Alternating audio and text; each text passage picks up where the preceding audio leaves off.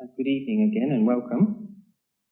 I'd like to welcome Venerable Ratana from Sri Lanka, who will be joining us this evening.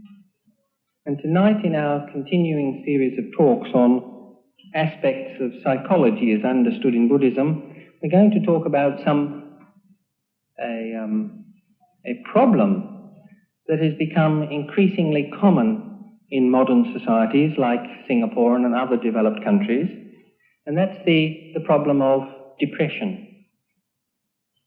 It seems that when you look at traditional cultures, traditional societies, they don't even have a word for this problem.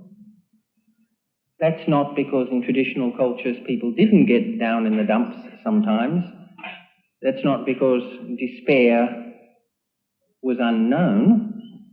But certainly it appears that it was not as common as it has become in most modern industrial societies. And in fact, so common has it become that companies that make antidepressants, Valium and things like this, if you really want to be assured of making a lot of money, put your money in a drug company, in shares in drug companies, particularly those that make drugs like Valium and what have you, because people have become so depressed, life has become apparently so meaningless to so many people, that depression has become a major problem in most industrial cultures. Of course, depression was known at the time of the Buddha. They used to call it domanassa. Dukkha is physical and psychological suffering, and domanassa is sadness or depression. And we could say that there are three types. The first type we are not going to talk about because it has its origins in some malfunction of the brain. Some people, because of some malfunction in the brain, they are constantly depressed. And the only treatment for this is some form of drug therapy. So leaving that aside, there are two other manifestations of depression. There is what you might call occasional depression, and then there's what's called existential depression. So we'll have a look at the first of these for a while because it is really quite common. We all feel sad, we all grieve, we all feel down in the dumps, gloomy or depressed from time to time. And when we feel like this, there is a feeling of boredom, loss of interest, we feel sad, we may cry, and this may continue for some time, and then usually we get over it. This occasional depression can be caused by several things. One of the most common is the loss of, through death, of a loved one. Somebody very close to us dies and we feel very depressed for a certain period of time. And it seems that there's a rationale behind this depression. For example, if somebody that we know and love has been very ill for a long period of time, and we've been expecting them to die, then it seems people feel grief for a short period of time, and then they recover from it. If somebody dies in ripe old age, 85, 90, 95, we feel for a short period of time sadness, and then we can generally get along with our lives. However, if two persons have just married for a few years and then one dies, or if parents have been bringing up their children and then one dies in an accident or unexpectedly, it's not uncommon for the parents or the siblings to experience long periods of grief.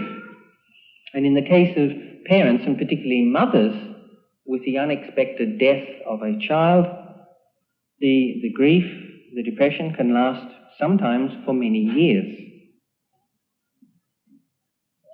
Sometimes we feel depressed because of failure, which leads to the feeling that we are in some way inadequate.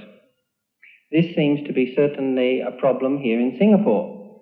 And in societies like Singapore and Japan, where great stress is put on the importance of succeeding, particularly with young people. The type of pressure that people have to live under, quite often, only adults would be under that pressure in certain societies. So prior to exams, there's a great deal of anxiety. After the exams, depending on what the results are, there's either a feeling of elation, there's a feeling of relief, or sometimes there is depression, because one has failed to live up to one's expectations, there's fear of the future, and so one starts to feel depressed. People sometimes become extremely ashamed. They don't like to talk about their exam results. They feel very inadequate, and they suffer from depression. Another cause of depression, not as common in a society like this, but common enough, is a sense of loss in relation to success, or wealth, or fame, or youth. I have frequently come across people who have told me that until 1983, business was going well, everything was marvellous, and then they lost everything in 1983, 84, when there were problems in the economy in Singapore. So they lived in $1 million flat, now they live in a $500,000 flat. They used to have 5 cars, now they have 1. They used to send their kids to Raffles, now they send them to Outram Secondary. And as a result of that, they feel extremely depressed. There's still enough to eat and plenty to do, financially secure. But in terms of what they had before, they experience a sense of loss. They've come down in the world, as they would say. They lose their status, and that's related to it. It's a very interesting phenomenon in the world of theatre, and particularly in the world of cinema. You very frequently hear people complaining that at one time they were in the spotlight. They were given that strange name, a star. People chased after them. They wanted their autograph. There were articles about them in magazines, what they ate, what restaurants they went to, who they were going out with, what their next film was, etc. And then, due to changes in taste or whatever it happens to be, they're not as popular as they were, and they become obscure. And a lot of people find it very difficult to adjust to this. Having been famous and having had a lot of attention, they now find themselves obscure. Nobody chases after them for their autograph anymore, and they start to feel quite depressed. But perhaps the most common form of depression related to losing something is related to old age. When we're young, we have vigour and health and good looks. And then as we age, we lose all of these. They're taken from us. Now, most people adjust to this process quite well. But some people, particularly if they've had a great deal of vigour, if they've been exceptional sportsmen or women, or if they've been particularly good looking, they find it very difficult to reconcile the changes that are taking place in them. Old age tends to be looked at with a great deal of fear and anxiety. They become over-anxious about their health, their looks, etc. And of course, you can stave this off. You can stave off the results of aging for a given period of time. And nowadays with science, you can even make it appear that you're much younger than you were before. You can have plastic surgery. You can put padding in here, there, and everywhere. You can have injections. And you can look certainly somewhat younger, but you can't stave it off forever. And even the most optimistic person knows this. And so they start to become very depressed, anxious, worried, because they don't have the vigour, the health, or the looks that they had before. So all of these would be examples of depression that we have from time to time. They are related to certain events or certain circumstances. They arise because of some trauma that we've had to put up with. And in fact, Buddhism would say they are a natural part of living in the type of world that we do live in. According to the Buddha, there are 8 vicissitudes that characterize the human condition. These are called the Ataloka Dhammas, the 8 conditions of the world. Happiness and sadness, praise and blame, gain and loss, fame and obscurity. And if you look at ordinary human life, it is a play and an interplay of these things. We're famous, then we become obscure, then we may become famous again. We're wealthy, we may lose it all, we may get some of it back. There is a constant interplay of these 8 things. And because it is quite normal, natural, to want to be happy, to want to be praised, to rejoice in being praised, to like to have possessions, and to be popular and liked, because it's only natural, it is likewise natural that when we lose those things, we will go through a period of adjustment. And that is one of the characteristics of that period of adjustment is depression. We will feel sad, down in the dumps, gloomy. We will feel sorry for ourselves. So under normal circumstances, it is natural, it is understandable to have periods of depression from time to time. And we can cope with them because time heals all wounds. Eventually, we get over it, we buck up, we cheer up, some happy circumstance comes along and we forget the difficulties we had and we're able to function. But that doesn't always happen. There is another type of depression which has become increasingly common, which we may call existential depression. This is when people suffer from depression for long periods of time, and it starts to affect the normal functioning of the ordinary human being. They become melancholic, gloomy, pessimistic. They come to suffer from what is called chronic depression.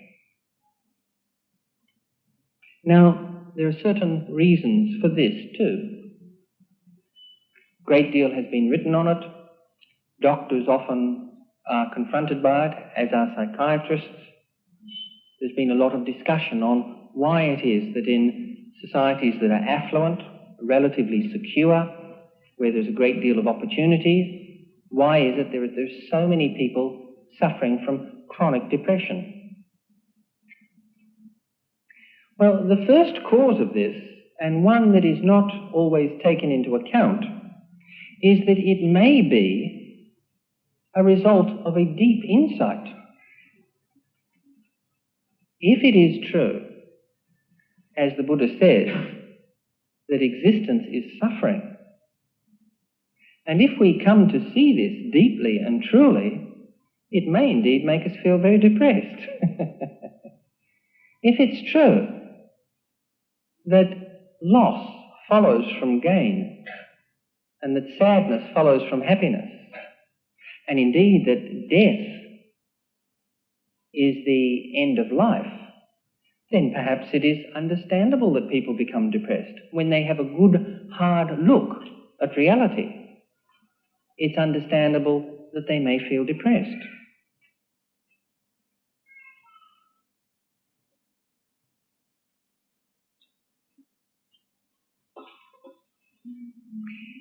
And, of course, it is not only Buddhism that says that life is suffering. Perhaps the most beautiful book in the Bible, certainly the most neglected, is what is known as Ecclesiastes. This single book probably has more wisdom in it than all of the other books in the Bible. And the first words in this this beautiful book of wisdom is meaningless, meaningless, everything is meaningless. The sun rises and the sun sets and it rises again. There is nothing new in the world. Everything's been done before. Everything ends in sadness and ashes. And we don't know who the author of that book was. In contemporary Christianity, for some strange reason, they always say that whoever wrote it was an old and very depressed person. But looking at it as a Buddhist, one could only come to the conclusion was that, well, he may have been depressed. It's hard to say from reading it. But one thing's for certain, he had a deep insight into the nature of existence. It's true. He talks about wealth, gain, and he says that ultimately it has no meaning. Well, any wise person would agree with that. He talks about fame, and he says that people will praise you in that. But what is it? It's empty. And ultimately, it doesn't lead to anything. Well, any really wise and insightful person would tell you that. And of course, in recent times, even philosophers have come to this conclusion. One of the more popular philosophers of this century, Jean-Paul Sartre, said that life is nothing more than a useless passion. Even the existentialist Christian philosopher, Søren Kierkegaard, he came to the conclusion that life was absolutely meaningless.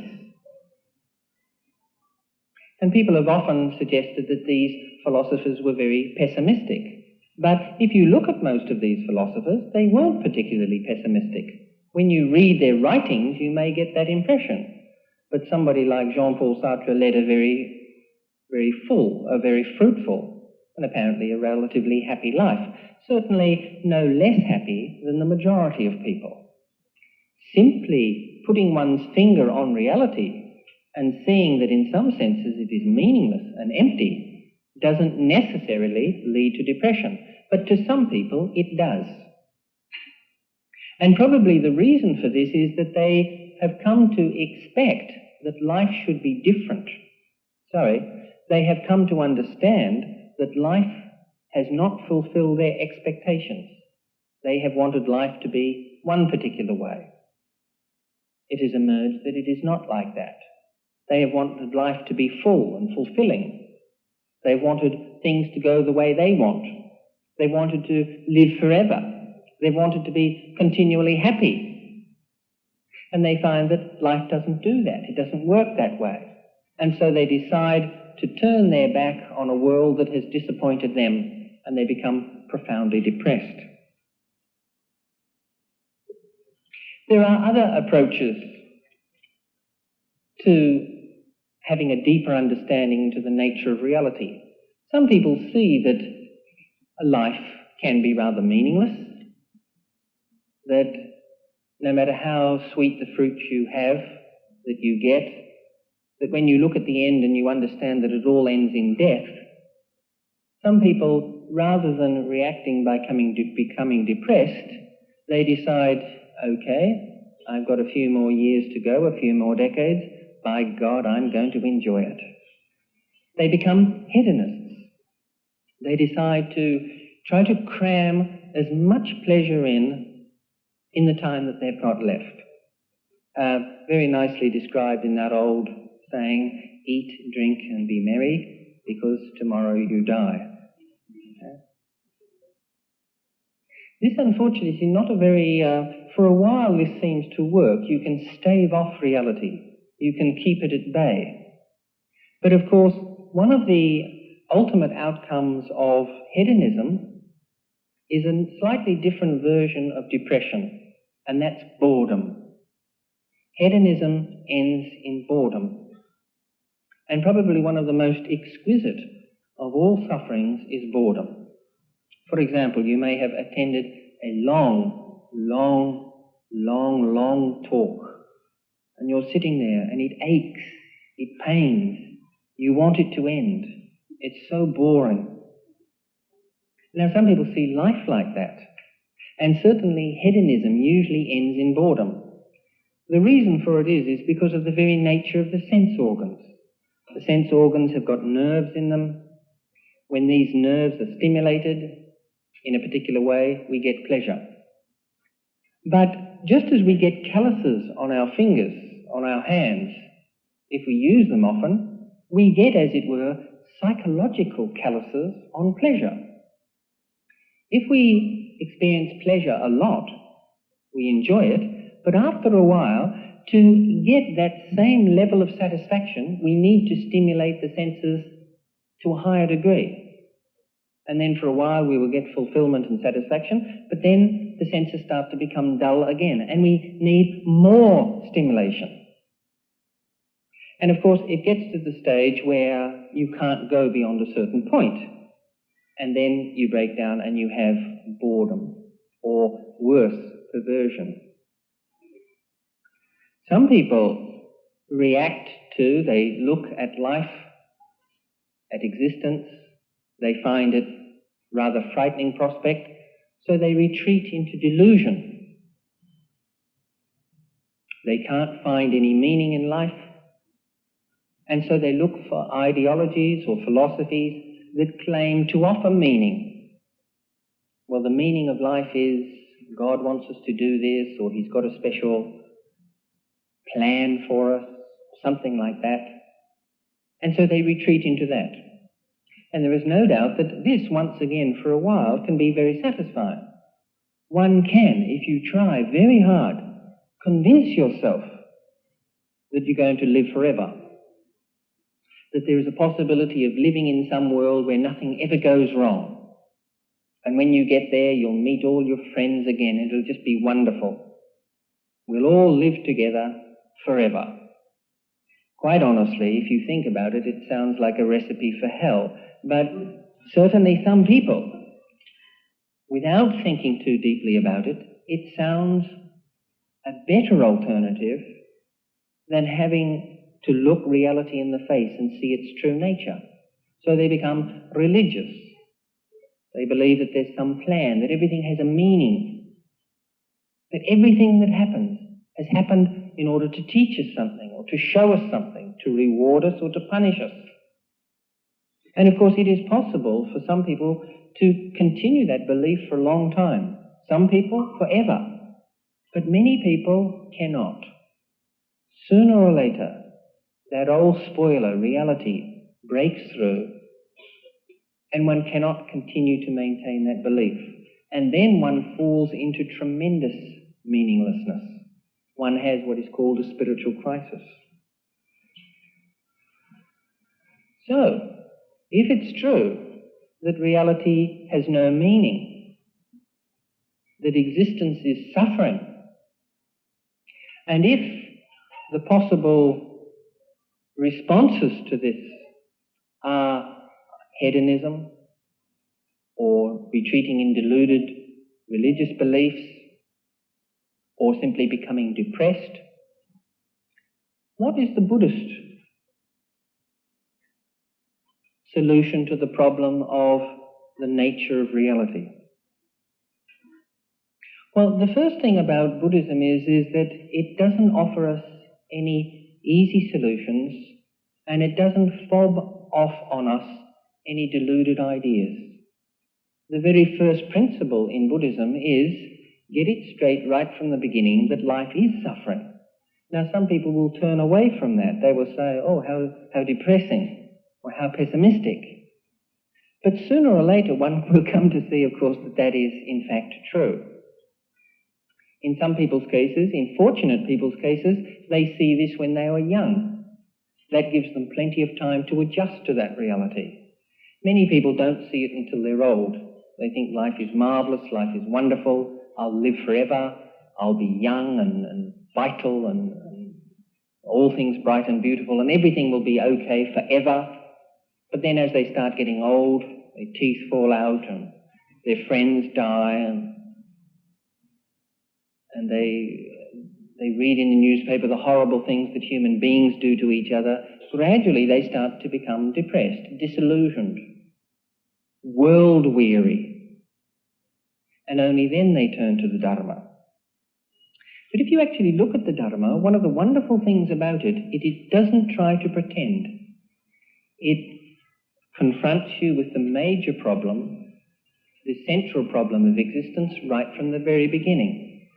Ladies and gentlemen, the good news is that life is suffering. Now, one may believe that or disbelieve it, but if you take it as a given, it starts to make a lot of sense. Now, in Europe, when Buddhism first started to become popular at the very beginning of the last century, one of the most popular philosophers of that time was the German philosopher Schopenhauer, and he was very influenced by Buddhism. And he was a profoundly pessimistic man. And he built a marvelous philosophical system based on Buddhist and Hindu ideas, which had a profound influence on German Romanticism, the young Germans at that time, which is one of the reasons why some of the very first Buddhist monks were Germans. They came from an intellectual background which was very pessimistic. And for many decades, it was people who had turned away from life, disappointed and depressed, that became interested in Buddhism, because they thought that Buddhism was reaffirming what they already believed, that the most appropriate response to life is sadness and gloominess. Of course, now that Buddhism is better known in the West, considerably better known, we know that that's not the general Buddhist outlook. While Buddhism says that life is suffering, that existence has no meaning, the most appropriate response to that is not to depression. In the Samyutta Nikaya, the Buddha talks about these steps that lead naturally one from another as a result of seeing the nature of existence. It's a discourse that is not often discussed, but in the nature of, when we are talking about depression, it's a very meaningful discourse. And in this, the Buddha talks about a causal chain. The first is suffering. The second is faith. The third is tranquility. The fourth is joy. The fifth is happiness. The sixth is concentration. The seventh is knowledge and vision. The eighth is disgust. The ninth is the fading of passions. And the 10th is freedom. And the Buddha says that each of these states, if one has the proper attitude and the proper insight, each state will lead naturally to the next one. So if we look at them, several of them relate to depression. The first is suffering. We suffer. Even if we're healthy, we may be suffering psychologically. If we're happy now, we will not be later. The very nature of existence is that it is suffering. We respond to that in different ways. Some people try to deny it. Some people try to cram in as much pleasure as they can to eliminate that suffering. But there is no escape. We have to confront it eventually.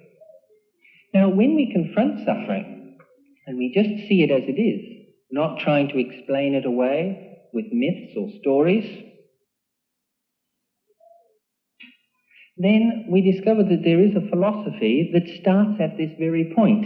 It starts at the place we're at, and it's called Dharma. Buddhism starts with the first noble truth, suffering. The third noble truth is that suffering can be overcome. Now, if we are confronted by suffering, we come into contact with the Dharma that promises freedom from suffering. Faith will arise, saddha. That is, we develop faith in the Buddha, the Dharma and the Sangha. We take the three refuges. We start to practice Dharma with varying degrees of understanding, varying degrees of commitment. But if we walk the path with confidence and diligence, it will lead to tranquility. We start to become calm and more relaxed, more reconciled to suffering rather than angry at it. So faith, saddha, leads to tranquility, passaddhi. When the mind is tranquil, we become joyful, piety. We are happy, sukha. Then the Buddha says, when we are tranquil, joyful and happy, it becomes possible to meditate, it becomes possible to concentrate, it becomes possible to start to adjust and transform the mind, so that happiness leads to concentration, samadhi. When the mind is very concentrated and it starts to look within itself, when we start to look at ourselves, we develop a state which the Buddha calls yatha bhuta jnana dassana, a knowledge and vision of things as they really are. Now, normally when we develop a knowledge and vision of things as they really are, if you've lived through one war and you've been told that that's the war to end all wars, and 6 months later another one breaks out, and if over a period of time you become increasingly disillusioned, depressed and melancholic towards what human beings do to each other, within our society, within families, between nations, when you come to see what the Buddha says is true, that everything is suffering, we start to become very depressed. But if we have the right attitude and we develop yatha bhuta jnana dassana, a knowledge and vision of things as they really are, according to the Buddha, this will lead not to depression, but a state that he calls nibbida.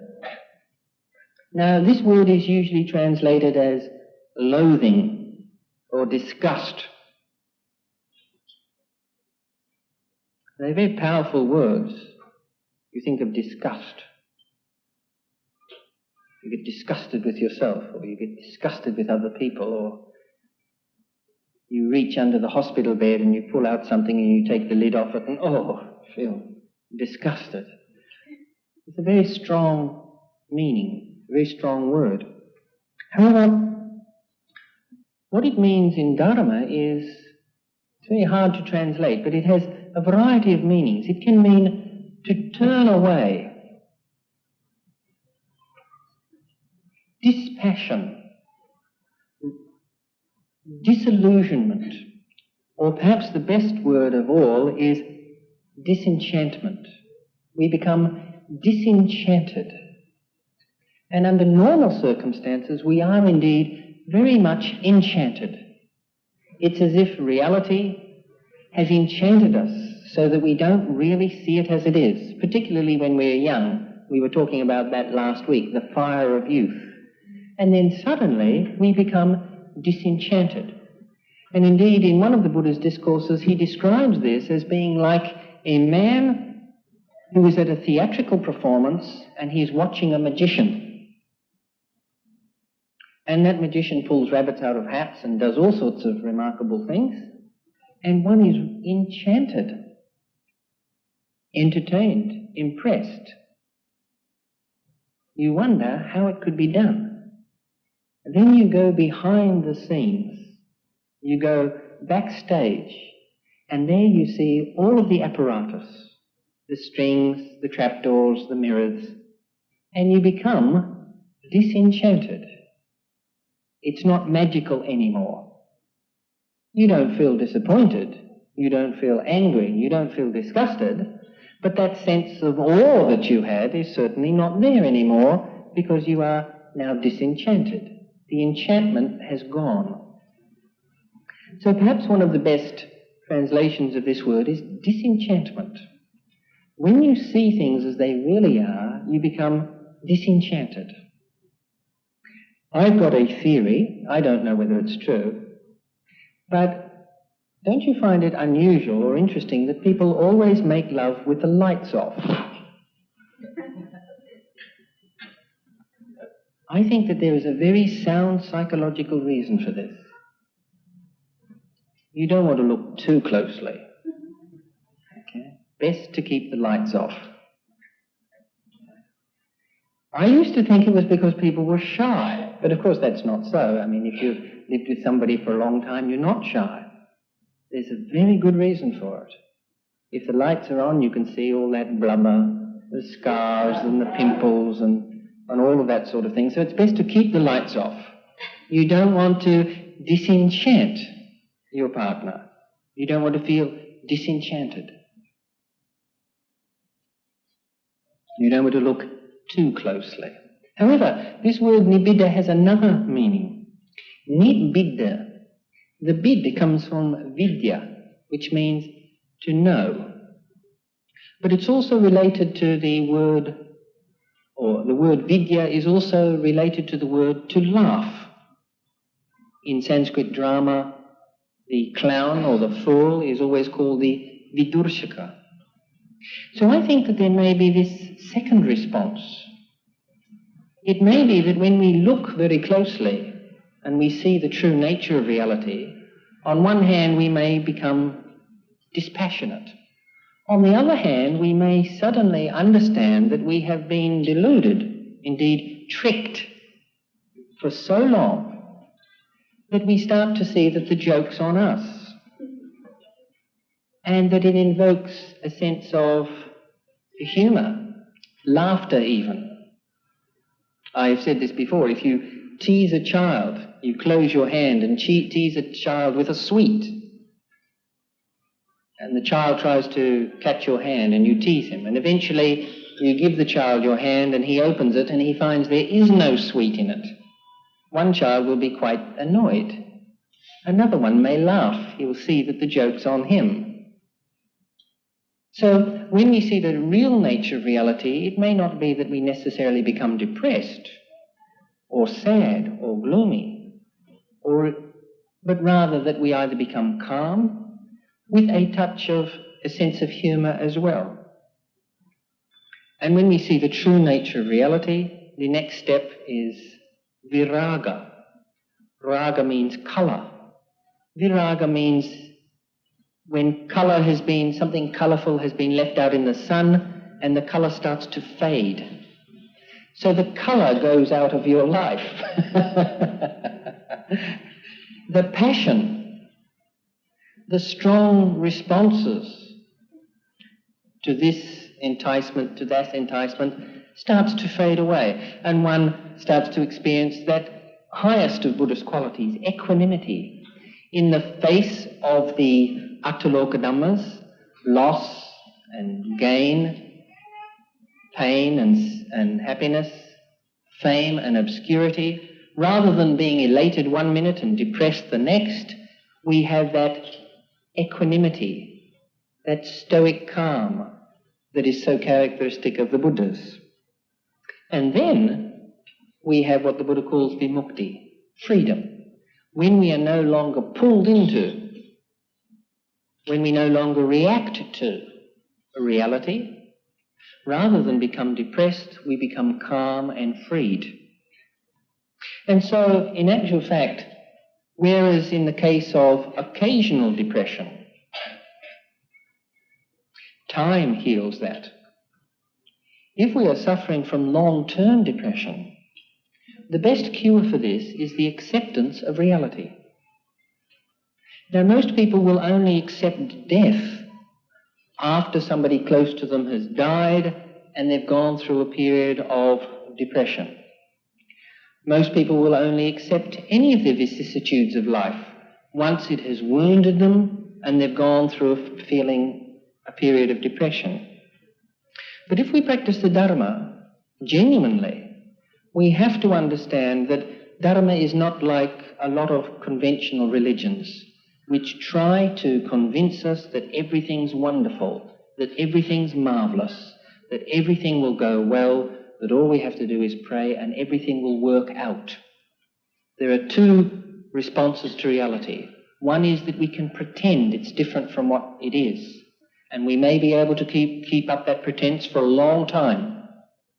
The other one is to gradually reconcile ourselves to reality so that we come to understand it. We come to accept it. And this is the path of peace. This is the path that generally leads to a freedom from depression. This is the path that eventually leads to anuttara ceta vimukti, utter freedom of mind. And that is the aim, that is the goal, that is the culmination. Bahum sasa mabinim minta sayudang tang kirime kelang udita gora sahasena maharang Dhanna di Dhamma Vidina Hinduva